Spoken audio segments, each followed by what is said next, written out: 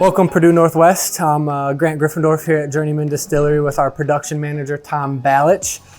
We are sitting at the Journeyman bar, the original space that was opened up in 2011 by Bill and Joanna Welter. This is the original side at Journeyman Distillery.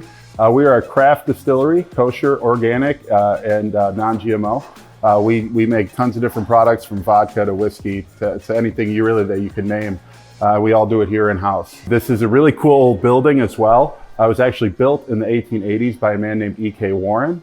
He came up with a more efficient way to make featherbone corsets using turkey feather instead of whalebone, which was what they historically used and was very constricting. He actually had offices all over the world, but started right here in Three Oaks, and he's actually a very staunch prohibitionist. So kind of funny that we have a distillery here now, but we like to think he'd be happy that we're revitalizing the area and his old factories and bringing kind of a second or third life to it. Yeah. Absolutely, that's my favorite part of the story, the fact that he was a prohibitionist and bought up various liquor licenses here in Three Oaks and in Berrien County. Now fast forward a couple hundred years later, we're producing, consuming, and selling spirits on his very property. So it all comes back full circle sometimes. Yeah, right. So we'll be making a cocktail today with our Last Feather Rye whiskey. Last Feather Rye is actually our flagship rye whiskey. We've basically had it since opened here at the distillery. And the first batches were made in the Ravenswood neighborhood of Chicago at Koval Distillery by our owner, Bill Welter, before we had opened doors here. We wanted to have some aged spirit when we opened the doors, and so he worked there overnight, just cranking out some rye whiskey. Used to be called Ravenswood Rye. We've switched the name to Last Feather Rye. And it kind of is an homage to the Featherbone Factory and the Featherbone corset and the feather name. So our Last Feather Rye is actually a personal favorite of mine. America's first true whiskey was a rye whiskey. Back when the first settlers came to the colonies, rye grew abundantly, and it was much more common than traditional corn whiskeys that we produce quite a bit of nowadays. Rye whiskey is also great in your classic cocktails like Old Fashions, Manhattans, and it's great to sip neat or on the rocks. This is a very unique rye whiskey. It's a 60% rye, 40% wheat mash bill, which is very unique because most rye whiskeys obviously have to have rye, at least 51%, but most of them use corn or malt as the secondary grain. And so this is a very nice balanced rye whiskey. Rye is a very spicy grain. Wheat is a very sweet grain. So it helps balance each other out and make it much more approachable than a lot of rye whiskeys that you'll see out in the market. And that's what makes this great for cocktails as well. It's a lot lighter, a lot sweeter, and really well balanced. Yeah, spot on, Tom. So we'll be making the E.K Warren cocktail today, named after the man himself, E.K. The factory that we're located in was actually built in the late 1800s by E.K Warren himself. The E.K Warren is kind of our spin on a whiskey sour. We're gonna make one up for you guys today and test it out with you. All right, we're gonna make our E.K Warren cocktail here with our Last Feather Rye whiskey. Grant is our mixologist extraordinaire today. He'll take you through the steps and walk us through the product here. Yeah, absolutely. So we're gonna make an E.K Warren, which is a fun little spin on a traditional whiskey sour. It'll be built with our Last Feather Rye whiskey, a little simple syrup, a little lemon juice, and a little bit of our house-made bitters as well. So let's get to crafting here. I'm gonna be doing a double batch. The traditional batch would just be 1.5 ounces of the Last Feather Rye whiskey. Today we'll be doing 3 ounces.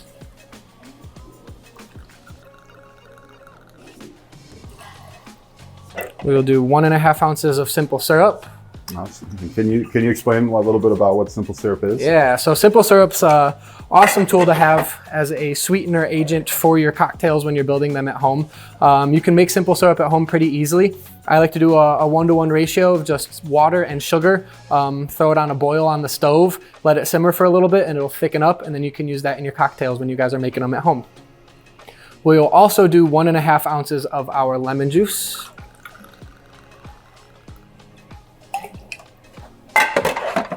And then a few dashes of our house-made bitters, which will actually be available this holiday season here at Journeyman Distillery. So what is bitters exactly? Because it sounds to me like bitter. Why would you want that in a cocktail? Yeah, absolutely. So bitters are used in fruity cocktails. Bitters themselves are a complex blend of botanicals and herbs that give off kind of a bitter and a little bit of a sweetness flavor. They actually were developed back in the 1800s as well as a medicinal tool. more traditionally used in the Sazerac cocktail. The Peychaud's bitters was developed by a medicinal proprietor down in New Orleans. So we're using Angostura bitters, or a play on Angostura bitters, that we make here at Journeyman Distillery ourselves.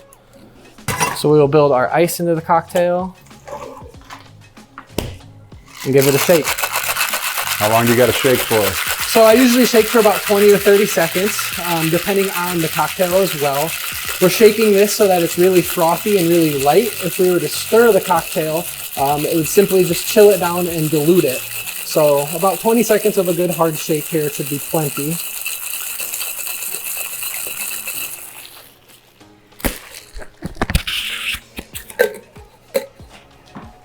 Let's see what we've got here, Tom. Yeah. See if you measured it out just right.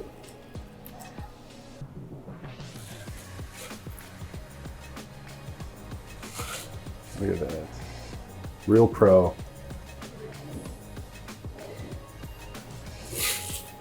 And last but not least, we'll give it a little lemon peel expression.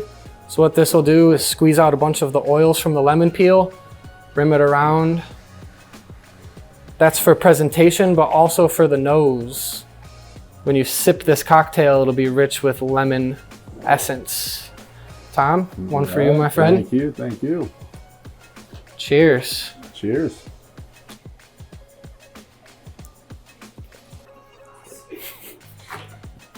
Might have over-poured that one, Grant.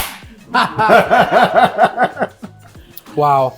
It's really good, though. Thank you. Really, Appreciate the it. lemon really comes through a ton there. Yeah, we make a good whiskey sour here at Journeyman Distillery in the shape of the E.K Warren. Speaking of E.K Warren, what a guy. Yeah, he was actually a very staunch prohibitionist, so he probably wouldn't like this drink named after him. No, I think he'd be very happy to see that, you know, his factory is alive and well, though, almost 200 years later after he built it and sold women's corsets and buggy whips here in Three Oaks, Michigan.